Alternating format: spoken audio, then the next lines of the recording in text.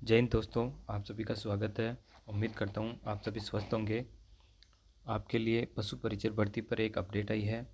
जो pH candidates हैं उनके लिए कुछ सूचना है, उनको आगे क्या करना है, आलोक राज जी ने उनके लिए क्या कहा है, इस पर इस वीडियो में हम चर्चा करेंगे। और जो फाइनल रिजल्ट है उसके लिए अब कितना इंतज़ार और करना पड़ेगा, इन सब बातों पर हम इस वीडियो में आपको बताएंगे। इसके लिए आप अपने चैनल पर बने रहिए, वीडियो को लाइक कीजिए, चैनल को सब्सक्राइब कीजिए। और दोस्तों, टेलीग्राम चैनल है जिसका लिंक डिस्क्रिप्शन में दिया गया है, उसको भी ज्वाइन कीजिए, जिस पर आपको जो भी अपडेट है वो तुरंत मिलती रहे। आइए दोस्तों, अपना वीडियो शुरू करते हैं। सबसे पहले हम आपको बताना चाहेंगे कि जो पीएच कैंडिडेट्स हैं उनके लिए देखिए, ये एक न्यूज़पेपर में खबर आई है कि जो बधिर जांच का सिस्टम है वो अंधा है। यानी कि जो पीएच कैटेगरी में बधिर होते हैं उनकी जांच का सिस्टम अंधा है। ये कल के पेपर में ये न्यूज़ आई थी। डॉक्टरों के साइन से जारी हो रहे हैं फर्जी सर्टिफिकेट। डॉक्टर बोले साइन भी फर्जी, हम 2 साल से बता रहे हैं। यानी डॉक्टर बता रहे हैं कि जो साइन है वो भी फर्जी है, फर्जी साइनों से फर्जी सर्टिफिकेट बना रहे हैं। और जो भास्कर है उन्होंने बधिर सर्टिफिकेट लेने वाले एक मरीज़ से बात की तो उन्होंने ये बात की कि भास्कर ने पूछा कि सवाई माधोपुर में जांच हुई तो दोबारा क्यों जांच करवा रहे हो, क्योंकि उन्होंने सवाई माधोपुर जिला अस्पताल में यूडीआईडी कार्ड के लिए पहुंचा था इंजीनियर। चिकित्सक ने स्थिति देख के एसएमएस अस्पताल को लिखा कि वह सामान्य लोगों की तरह बातचीत कर रहा है। एसएमएस में इंजीनियर से भास्कर ने बात की। सर्टिफिकेट में 40% से ज़्यादा बधिर घोषित और इंजीनियर ने रिपोर्टर से सामान्य व्यक्ति की तरह बात की। यानी कि भास्कर ने उनसे बात की, वो बधिर सर्टिफिकेट होने के बावजूद भी। उन्होंने पूछा कि सवाई माधोपुर में जांच हुई तो दोबारा क्यों करवा रहे हो। इंजीनियर ने कहा डिसेबल कार्ड बनाने गए थे, डॉक्टर ने यहाँ भेज दिया। फिर भास्कर ने पूछा कि बीटेक हो गई क्या, अभी क्या कर रहे हो। तो उन्होंने कहा हाँ, आईआईटी की है। भास्कर ने पूछा कि आईआईटी में दाखिले में प्रमाण पत्र काम में लिया था क्या। उन्होंने कहा नहीं, ये समस्या तो करीब 3 साल से हुई है। यानी कि ये जो चीज़ें हैं, फर्जी सर्टिफिकेट है, ये वाला सिस्टम सामने आता हुआ नज़र आ रहा है। डॉक्टरों का दर्द है कि बड़े स्तर पर गिरोह सक्रिय हैं और सिस्टम आंखें मूंदे हुए मौन बैठा है। कान कान की मशीन दिलाने की कह के जांच कराने का डमी भेज देते हैं और ये फर्जीवाड़े का सिस्टम चल रहा है। दिव्यांग कोटे से भर्ती 44 सरकारी कर्मचारी रडार पर हैं। एसओजी की जांच में ये साफ आया है कि जो एसओजी जांच कर रही है उसमें जो दिव्यांग कोटे पीएच कैटेगरी से भर्ती हैं वो 44 सरकारी कर्मचारी हैं, वो रडार पर हैं।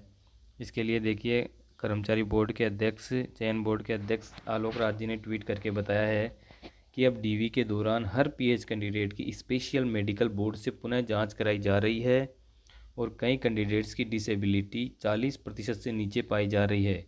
असली पीएच कैंडिडेट्स का हक मारने वालों पर लगाम कसने के लिए हम ज़रूरी कदम उठा रहे हैं, इसलिए दलालों के चक्कर में मत फंसो, सीधे चलो।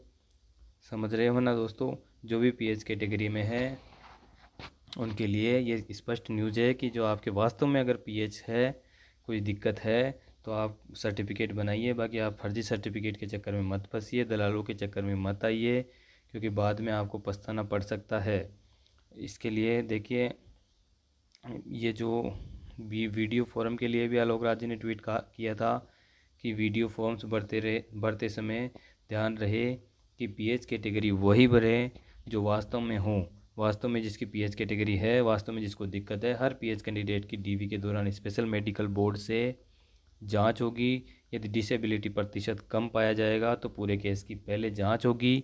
आपको ओबीसी, एससी, एसटी आदि कैटेगरी में भी अन्यथा पात्र नहीं किया जाएगा। ये ध्यान रखने वाली बात है।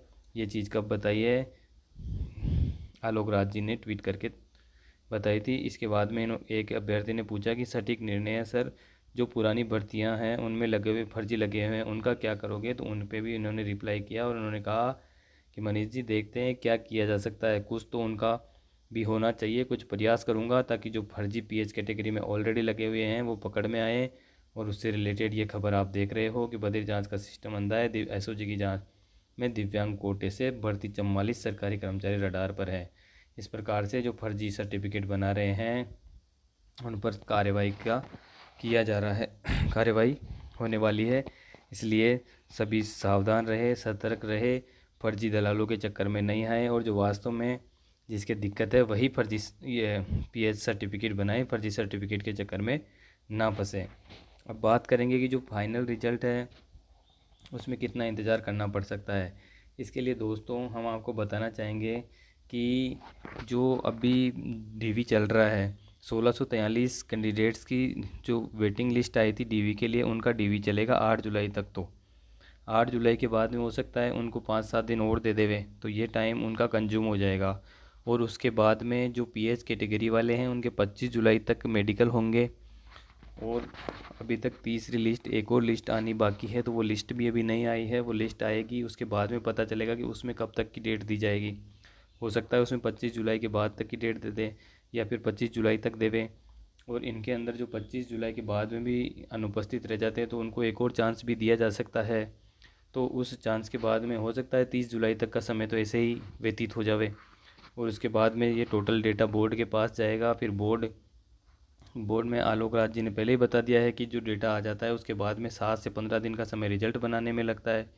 यानी कि अगस्त तक रिजल्ट बन पाएगा अगर टाइम से टाइम ये काम होता है।